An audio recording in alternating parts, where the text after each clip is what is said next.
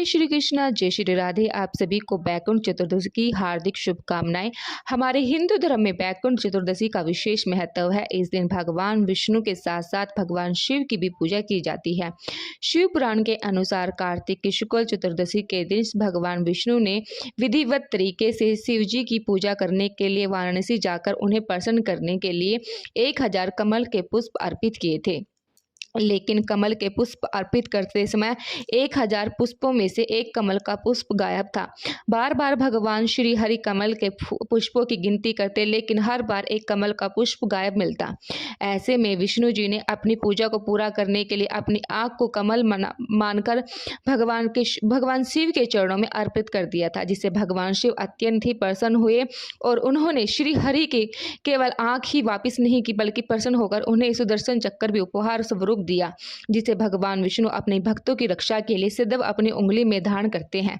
बैकुंठ चतुर्दशी को हरिहर मिलन भी कहते हैं, क्योंकि ऐसा मानते हैं कि बैकुंठ चतुर्दशी के रात भगवान शिव विष्णु जी से मिलने जाते हैं और उन्हें फिर सृष्टि का भार सौंपते हैं, क्योंकि चतुर्मास के समय भगवान विष्णु ने सृष्टि के संचालन और भक्तों की रक्षा करने का सारा भार भगवान विष्णु को सौंपा था। तो ऐसे में चतुर्दशी तिथि का निश्चित काल के मुहूर्त में भक्तों को विशेष पूजा अर्चना करनी चाहिए। इस बार चतुर्थी तिथि प्रारंभ होगी 14 नवंबर गुरुवार को सुबह 9 बजे से और समाप्त होगी 15 नवंबर शुक्रवार सुबह 6:19 पर। बैकुंठ चतुर्दशी 14 नवंबर गुरुवार को मनाई जाएगी और इस दिन व्रत भी रखा जाएगा। अब जानते हैं इस दिन शुभ मुहूर्त क्या रहेंगे। सूर्योदय होगा सुबह 6:40 पर। सूर्योदय सूर्य अस्त का जो समय है वो 5:40 का है। तो आप इसी बीच में अपनी पूजा अर्चना कर सकते हैं, जैसे भी आपको ठीक लगे। और सबसे उत्तम जो समय है वो आप सुबह में अगर करते हैं तो बहुत अच्छी बात है। वैसे तो शाम का समय भी अच्छा है। इस समय में भगवान शिव और विष्णु की पूजा की जाती है। आप भगवान शिव को यदि आपके पास लाल कमल के पुष्प है तो वह अर्पित कर सकते हैं। इस समय की गई पूजा को भगवान श्री हरि और भगवान विष्णु अवश्य ही स्वीकार करते हैं। यदि आपके पास समय का अभाव है तो जो शुभ मुहूर्त आपको बताए गए हैं उनमें से आप जो भी आपको ठीक लगे उसमें पूजा करके दीपदान कर सकते हैं। आगे की जानकारी देने से पहले मैं एक जरूर बात आप लोगों सभी को बता दूं कि बैकुंठ चतुर्दशी के दिन कार्तिक पूर्णिमा देव दिवाली के दिन 365 बाती का दीपदान किया जाता है। तो 365 बाती को कैसे बनाया जाएगा, कितने धागे वाले जो कच्चा सूत या कलावा होता है उसे कितनी बार लपेटना चाहिए, अगर आप इस बारे में जानना चाहते तो इस वीडियो को हमारे चैनल पे पहले ही अपलोड कर दिया, तो आप ज़रूर देख लीजिएगा।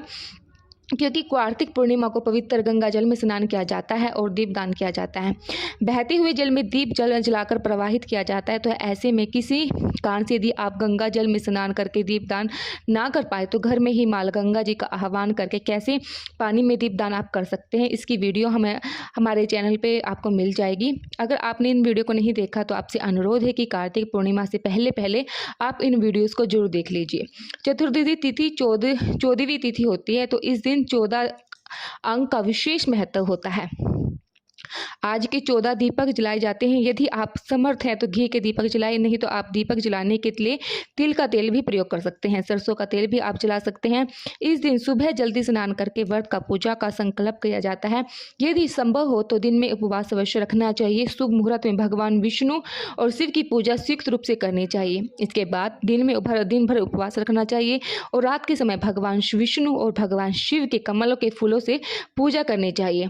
भगवान शिव को आज के दिन बेलपत्र अवश्य चढ़ाना चाहिए और कमल के फूल ना मिले तो गुलाब के फूल से भगवान शिव का पूजन आज के दिन करना चाहिए। ऐसी मान्यता ये है कि भगवान विष्णु बैकुंठ लोक के द्वार को आज के दिन खोल कर रखते हैं और इस दिन भगवान विष्णु के साथ साथ भगवान शिव की पूजा करने से बैकुंठ लोक में वास अवश्य ही मिलता है। पुराणों के अनुसार इस दिन किए गए दान जाप आदि का 14 यज्ञों का समान फल प्राप्त होता है।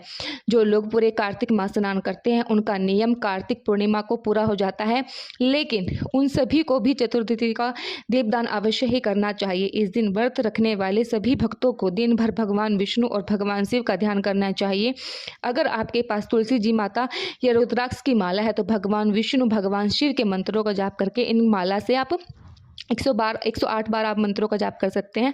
आज के दिन शाम को तारों की छाँव में तालाब के किनारे 14 दीपक जलाने से आपके अपने घर में भी दीपक जला सकते हैं। अगर आपके लिए संभव नहीं है तो आसपास नदी तालाब में जाकर दीपदान कर पाएँ। आज के दिन आप अपने घर के मंदिर में एक चौमुखा दीवा अवश्य जलाकर रखें। आज के दिन तुलसी जी के पौधे के नीचे, पवित्र बेल वृक्ष वट के वृक्ष के नीचे, केले के पौधे के नीचे और आंवले के वृक्ष के नीचे भी आप दीपदान कर सकते हैं।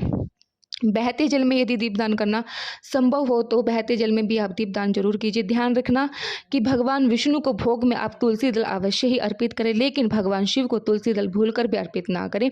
शास्त्रों की ऐसी मान्यता है कि जो 1000 कमल पुष्पों से भगवान श्री हरि का पूजन कर लेता है, फिर भगवान शिव की पूजा करता है, वह बार बार जीवन मरण के बंधन से मुक्त होकर बैकुंठ धाम को अवश्य ही जाता है।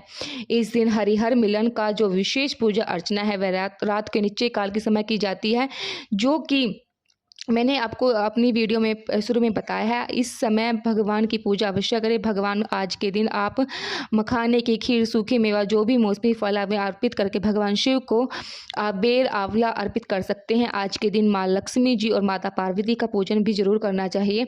भगवान शिव और भगवान विष्णु से प्रार्थना करनी चाहिए कि आज के दिन पूजा करते समय या व्रत रखने में हमसे कोई भूल चूक हो गई हो तो उसके लिए हमें क्षमा कीजिए। पूजा के अंत में यदि हम इस प्रकार से क्षमा याचना करते हैं, अगर हमसे कोई भी गलती होती है तो उसका दोष हमें नहीं लगता। अगर आपकी कोई खास मनोकामना है, विवाह को लेकर, नौकरी को लेकर, किसी और तरह की कोई बड़ी समस्या है जिसका निवारण आज के दिन आप भगवान से चाहते हैं, तो आज के दिन आप आटे का चौमुखा घी का दीपक आप आसपास शिव मंदिर में जाकर जलाना चाहिए, जहाँ पर भगवान शिव और भगवान विष्णु का ध्यान करके सच्चे मन से ओम नमो भगवते वासुदेवाय, ओम नमः शिवाय मंत्र का 108 बार जाप करें। फिर कमल का पुष्प शिवलिंग पर अर्पित करें। ऐसा करने से आपकी जो भी मनोकामना है वह भगवान अवश्य ही पूर्ण कर देते हैं। दान की जाने वाली वस्तुओं में अन्नदान सबसे महादान माना जाता है। ऐसे में आप भूखे लोगों को भरपेट भोजन करा सकते हैं और आप खीर का दान इस दिन कर सकते हैं। दूध, घी, गुड़ का दान कर सकते हैं। गौ माता को हरा चारा गुड़ खिलाकर भगवान विष्णु और भगवान शिव की विशेष कृपा आज के दिन प्राप्त करना चाहते हैं, तो उनके लिए आज के दिन ऐसे लोगों को सहायता अवश्य ही करनी चाहिए। जो लोग आर्थिक रूप से बहुत ज़्यादा असहाय हैं, जो लोग आर्थिक रूप से सक्षम नहीं होते हैं, उनके घर में आज के दिन दीप दान करने की सामग्री आपको जरूर देनी चाहिए और गर्म वस्त्र का भी दान करना चाहिए। ऐसे लोगों को देना चाहिए। भगवान ऐसे भक्तों पर जरूर प्रसन्न होते हैं जो दूसरों की मदद करते हैं। आज के दिन क्या नहीं करना चाहिए? व्रत के दिन, चतुर्दशी के दिन तिथि है, भूल से इस दिन मांसाहारी या तामसिक भोजन नहीं बनाना चाहिए। यदि आपने उपवास नहीं भी रखा है तब भी आप कुछ नियमों का पालन जरूर करें, जैसे कि भगवान विष्णु की पूजा, भगवान शिव की पूजा सुबह और शाम दोनों टाइम जरूर करें। दीपदान अवश्य करें। 14 दीपक जलाएं मंदिर में। जहाँ जहाँ मैंने आपको बताया है, एक दीपक आप उत्तर दिशा की तरफ माँ लक्ष्मी जी का नाम लेकर, दक्षिण दिशा की तरफ अपने पितरों का नाम लेकर आप जला सकते हैं इसे। और आपको इस दिन नाखून, बाल इत्यादि नहीं काटने चाहिए। यदि कोई याचक आता है तो उन्हें खाली हाथ कभी नहीं लौटाना चाहिए। आज की वीडियो अगर आपको अच्छी लगी तो वीडियो को लाइक जरूर कीजिएगा और चैनल को अभी तक सब्सक्राइब नहीं किया तो चैनल को भी सब्सक्राइब कर लीजिएगा। धन्यवाद।